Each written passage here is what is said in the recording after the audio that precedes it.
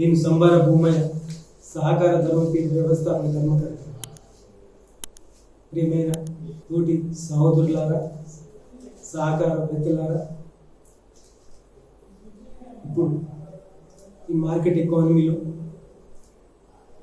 సహకార విధానం యొక్క ప్రాముఖ్యత మరింత పెరిగింది. ఎందుకంటే మార్కెట్ ఎకానమీ కేంద్రీకృతం, అన్ని వ్యవస్థలు కేంద్రీకృతం, ఉత్పత్తి వ్యవస్థను, పంపిణీ వ్యవస్థను, సంపద వ్యవస్థను మొత్తం కేంద్రీకృతం చేసుకుంటూ వస్తుంది.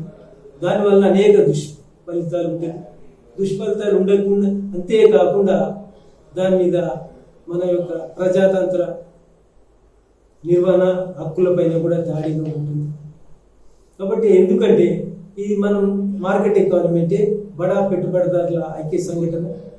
ఇది దేశీయ పెట్టుబడిదారులను విచ్ఛిన్నం చేస్తూ దేశీయ సంస్కృతిని నాశనం చేస్తుంది. కాబట్టి దీని నుంచి ప్రజలను రక్షించుకోండి. ప్రజల ఆర్థిక వ్యవస్థ అయినటువంటి సహకార విధానానికి ప్రాముఖ్యత ప్రభుత్వాలు ఇవ్వాల్సింది ఈ సమయంలో మరింత ఆవశ్యకత ఉంది. ఒక ప్రధాన ఎజెండాగా ప్రభుత్వాలు సహకార వ్యవస్థ పటిష్టం చేయాల్సిన అవసరం ఉంది.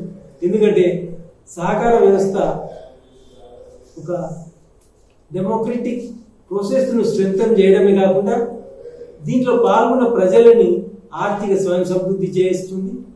వారికి ఒక సంఘజీవిగా మానవీయ విలువలు అలవర్చే రకం చేస్తుంది. కాబట్టి ప్రభుత్వం ఈ సహకార విధానానికి చాలా ప్రాముఖ్యత ఇవ్వాల్సి ఉంది.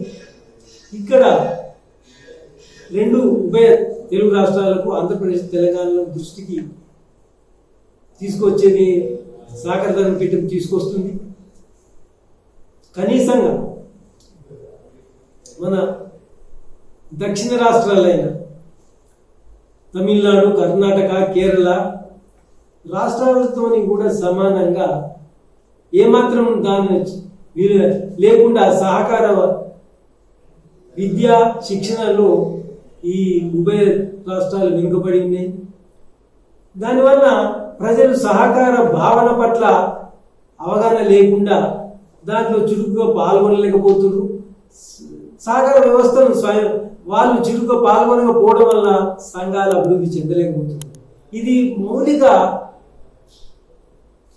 అంశం. కాబట్టి ప్రభుత్వాలు దీనికి ప్రాధాన్యత ఇవ్వాల్సిన అవసరం ఉంది. మనం ఈ ప్రపంచంలో అమెరికా ఈ న్యూ ఎకనామిక్ పాలసీ ఘాట్ మీద ఒప్పందం జరుగుతున్న క్రమంలో సహకార వ్యవస్థ అవసరమా, ఇంకా ఈ న్యూ ఎకనామిక్ పాలసీలో సరళీకృతం అనే అన్ని చర్చించినప్పుడు మొత్తం అమెరికా ఉన్న రాష్ట్రాలన్నీ ఒక 6 ప్యానెల్స్ మొత్తం అన్ని రాష్ట్రాలతో కలిసి ఒక 6 ప్యానెల్స్ ప్రముఖులతో చేసి వాళ్ళు ఒక తీర్మానం చేసేది ఏమంటే సహకార వ్యవస్థ, సహకార విధానం 21వ శతాబ్దంలో కూడా కొనసాగించాలి. ఎందుకంటే ఇది ప్రజలకు, ప్రజల కొరకు, ప్రజలచే ప్రజాతంత్రంగా నిర్వహింపబడుతున్న వ్యవస్థ కాబట్టి లబ్ధిదారులు ప్రజలే కాబట్టి ఇది కొనసాగించాలి అనేది ఆ రోజు అమెరికా వాళ్ళు చేసి దాన్ని కూడా దానికి ప్రాధాన్యత ఇస్తూ దాంట్లో వాళ్ళు ప్రధానంగా ఒకటి అంశాన్ని పేర్కొన్నారు. ఏంటంటే సహకార విద్య అనేది ఒక పెట్టుబడి. ప్రజలు మరియు సహకార నిర్ణయాధికారులు ఇద్దరు అదే రకంగా పరిగణించాలి అనేది ఇవాళ యొక్క తీర్మానం. దాని ప్రకారం ఈ అమెరికా సహకార విద్యా శిక్షణకు అర్థంగా ప్రాధాన్యత ఇస్తుంది. ఈ నేపథ్యంలో ఇంతకుముందు వివరించినట్టు సహకార రంగానికి ప్రాధాన్యత ఇవ్వాల్సి ఉంది. కాబట్టి కానీ మన తెలుగు రాష్ట్రాలు దానికి ఏమాత్రము ఈ శిక్షణ విద్యకు ఏమాత్రము 10% కూడా ఇవ్వట్లేదు. ఎప్పుడైతే మనం ఈ సౌత్ స్టేట్లకు కంపారిజన్ చేసుకున్నట్టయితే, కాబట్టి ఈ సౌత్ స్టేట్స్కు వరకైనా మనం చేరే రకంగా ఉండడానికి ఈ మన రెండు ఉభయ తెలుగు రాష్ట్రాలు చర్యలు తీసుకోవడం మీ అంశాన్ని తీసుకొస్తుంది. ఏంటంటే సహకార సంఘాలు,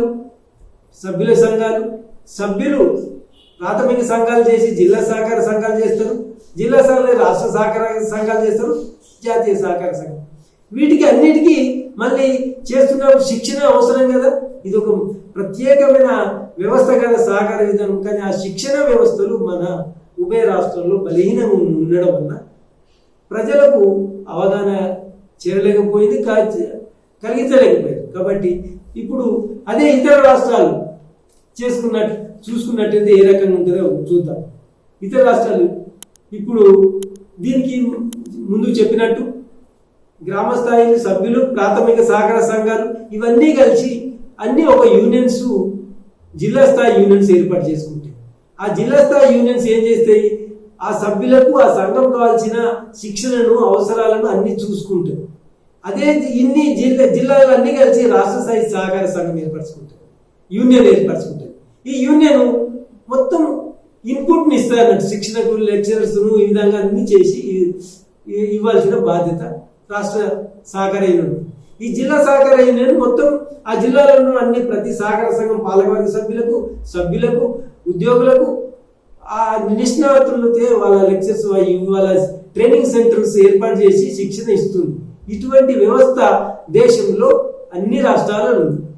కానీ మన ఉభయ రాష్ట్రాలు మాత్రం తెలుగు ఈ ఆంధ్రప్రదేశ్, తెలంగాణలో లేదు.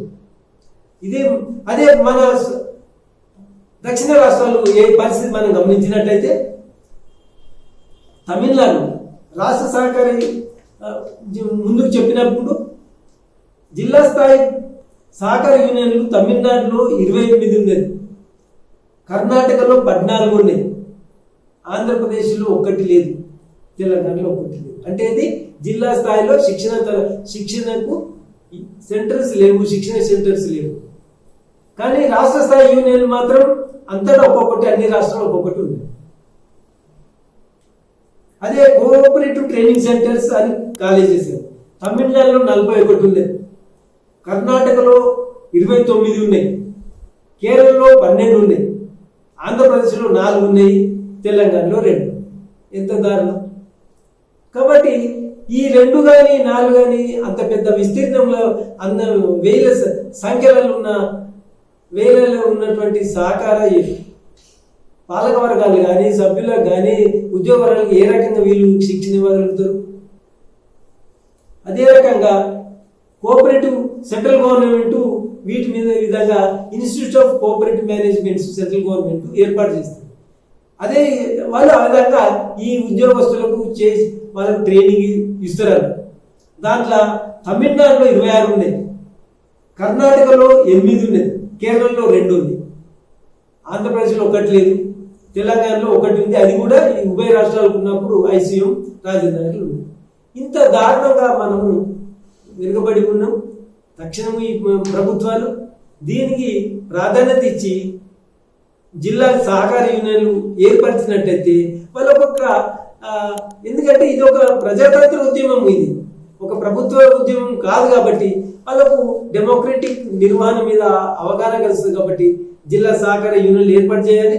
దానికి ఆ జిల్లా సహకార యూనియన్లు అన్ని సభ్యత్వం ఉంటే, అన్ని రకాల సంఘాల సభ్యత్వం ఉంటుంది. కాబట్టి వాళ్ళకు కావాల్సిన శిక్షణను వాళ్ళు ఇన్పుట్ అనేది కింది స్థాయి నుంచి వచ్చి ఆ రకంగా వాళ్ళు తర్ఫీదు చెందుతారు. ఈ అన్ని జిల్లా సహకార యూనియన్లు కలిసి రాష్ట్ర సహకార యూనియన్ ఉంటుంది. అప్పుడు వీటికి అనుబంధంగా ప్రతి జిల్లా సహకార యూనియన్కి అనుబంధంగా కోఆపరేటివ్ ట్రైనింగ్ సెంటర్స్ ఏర్పాటు చేసినట్టయితే 100 మందికి ఉపాధి వస్తుంది, 100 మందికి ఈ రకంగా శిక్షణ వచ్చి ఆ రాష్ట్రంలో సహకార ఉద్యమం అభివృద్ధి చెందుతుంది. కాబట్టి ఈ మౌలిక అంశమైనటువంటి అంశాన్ని ఉభయ రాష్ట్రాలు, ఆంధ్రప్రదేశ్, తెలంగాణ రాష్ట్రాలు ప్రత్యేక దృష్టి పెట్టాలని సహకార ధర్మపీఠం విజ్ఞప్తి చేస్తుంది. అయితే మేము తరచు కోరుతున్న విధంగా తెలంగాణ రాష్ట్ర తెలంగాణ ప్రభుత్వము గత 6 నెలల క్రితము 3 సహకార శిక్షణలు ఏర్పాటు చేస్తామని ప్రకటించింది. అది ఒకటి ఖమ్మంలో, ఒకటి నిజామాబాద్లో, ఒకటి మహబూబ్నగర్. అది ఇంకా పూర్తి స్థాయిలో ఉనికిలోకి రాలేదు. ప్రభుత్వం ఈ అంశం ప్రాధాన్యత తీసుకొని ఇమ్మీడియట్గా వచ్చే జనవరిలోగా శిక్షణ తరగతులు ప్రారంభమయ్యేటట్టు చర్యలు తీసుకోవాలని తెలంగాణ ప్రభుత్వానికి ప్రత్యేకంగా సహకార ధర్మపీఠం విజ్ఞప్తి చేస్తుంది. అది దాంతో పాటు అన్ని జిల్లా సహకార యూనియన్లు ఏర్పాటు చేసి ఒక ప్రజాతంత్ర సహకార ఉద్యమము అభివృద్ధి చెందుటకు ఉభయ రాష్ట్రాలు కృషి చేయాలని సహకార ధర్మపీఠం విజ్ఞప్తి చేస్తుంది. ధన్యవాదాలు.